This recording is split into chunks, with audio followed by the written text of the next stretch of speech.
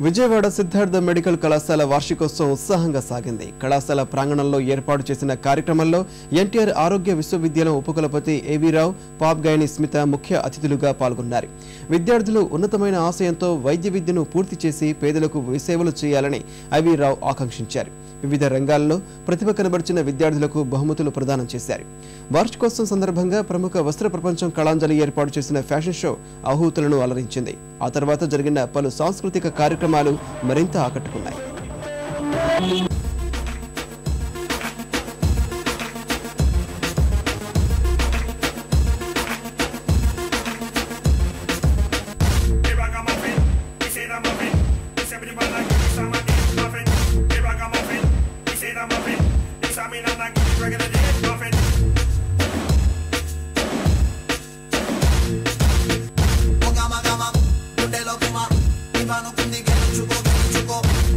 Gama, porque si rama, anachi nandu nandu